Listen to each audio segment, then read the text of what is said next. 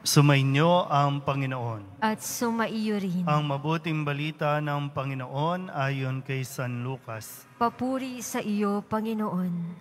Noong panahong iyon, samantalang dumaragsa ang mga tao, sinabi ni Jesus, "Napakasama ng lahing ito.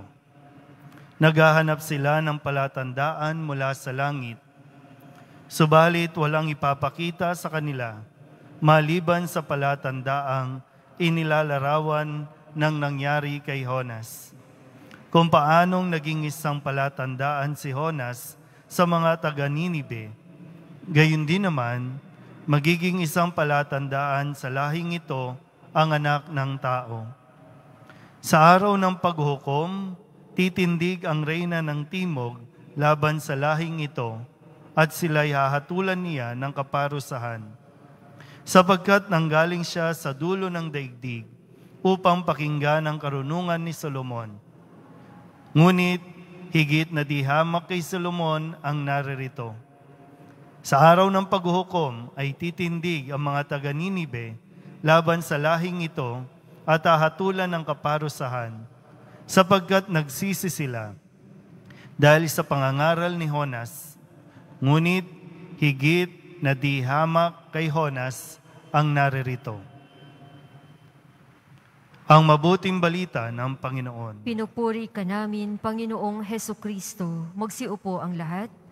Isang magandang araw po sa inyong lahat. Ilan po ba sa inyo ang naranasan ang humingi ng sign, humingi ng palatandaan sa poong Jesus Nazareno?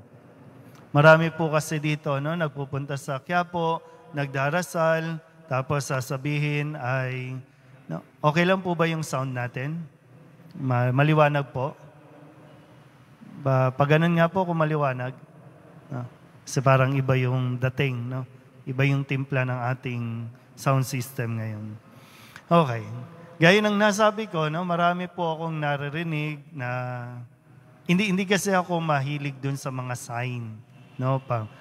Yung lumipad na puting kalapate, dumapong kung ano-ano, tapos sasabihin natin, yun na yung sagot sa aking dasal. Na siya rin naman, narinig natin sa ating ebanghelyo na yung mga kausap ni Jesus ay humihingi ng palatandaan sa kanya na magpapatunay na siya nga ang anak ng Diyos. Pero sa pagkakataong ito, hindi pinagbigyan ni Jesus ang kagustuhan o sabihin natin mga kapritsyo ng kanyang mga kausap. Dahil sa isang taong walang pananampalataya, walang anumang sign ang makakakumbinsi sa kanya na talagang totoong may Diyos. Kahit anong gawin natin, basta't walang pananampalataya, baliwala lahat ng sign. Hindi paniniwalaan. Kasi kung tutuusin, hindi naman sa ninais ni Jesus makita at ipakita yung mga katunayan, katibayan, mga pahayag ng mga propeta noong una pa kung ano o paano nila malalaman na tinupad na ng Panginoon ang pangako na ipapadala ang kanyang anak para iligtas ang tao sa kasalanan. Kaya sabi lang ni Jesus, nakita nyo naman na, wala nang ibang sign kundi yung palatandaan kay Jonas. Yung 3 days and 3 nights.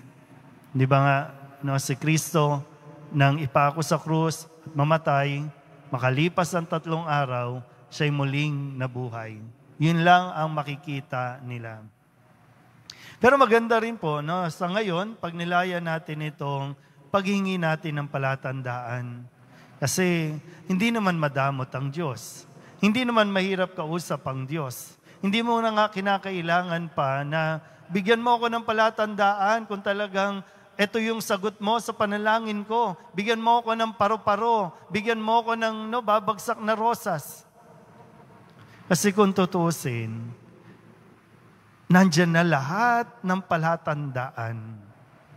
Ang problema lang talaga, iba yung gusto nating makita Andito na yung palatandaan eh.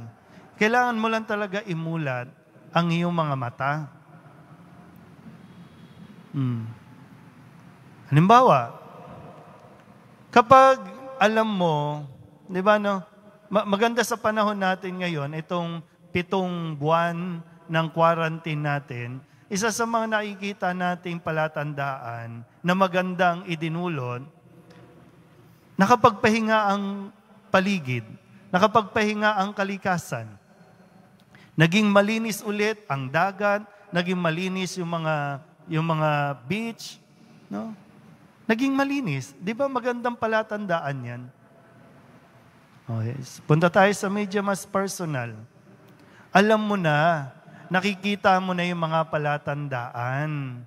Yung pang-aabuso mo o pag-aabuso sa iyong katawan, di ba? Yung paninigarilyo, pagtitake ng mga drugs, pagtitake ng mga pills, contraceptives, di ba? Mayroon ng mga signs. Tapos ngayon magtataka ka kung bakit mayroon kang sakit. Tapos isisisi mo sa Panginoon, binigyan ka na ng palatandaan. Maganda nga rin ngayon, sa panahon ng pandemya, ito na yung magandang sign na magpahinga ka kasi nung walang pandemya, halos ayaw mong magpahinga. Ito yung magandang sign na sinasabi na kaya nawala yung trabaho sa ngayon, pero huwag kayong mag-alala kasi babalik din yan, pinagpapahinga ka lang. Dahil ayaw mong magpahinga, ayaw mong tumigil sa katrabaho. Kahit ang oras mo sa Diyos, nawawala. Isa pang magandang sign, no? Sa mga mag-asawa, o kaya sa mga mag-boyfriend, girlfriend, di ba isang palatandaan na yung kapag hindi mo alam ang password ng asawa mo, o kaya naman pabago-bago ng password, no, sa pagla-login sa mga social media, hindi ba sign na yan na parang na talagang mayroong itinatago? Pero hindi ka naging alerto. Pinabayaan mo pa rin. Pwedeng may mga signs, pero nagbulag-bulagan ka o nagdedma ka lang. Kaya ito ngayon, no? Nangyayari na yung mga masasakit at hindi magagandang bagay sa buhay natin. Ngayon pa lang nakikita nyo na eh. No? Yung mga signs na pwede kayong mauwi sa pag-aaway, sa paghihiwalay, ayusin nyo na hanggat maaga. Kaya nga, no, laging paanyaya ng Diyos, pumunta kayo dito, magsimba kayo, magdasal, at dito makikita ninyo talaga yung sign, yung palatandaan na kahit kailan, hindi nagpabaya ang Diyos. Yung palatandaan na kahit kailan, hindi tumigil magmahal ang Diyos sa kabila ng ating kahinaan at pagkukulang. Imulat lang natin ang ating mga mata, makikita natin ang kabutihan ng Diyos sa atin. Amen?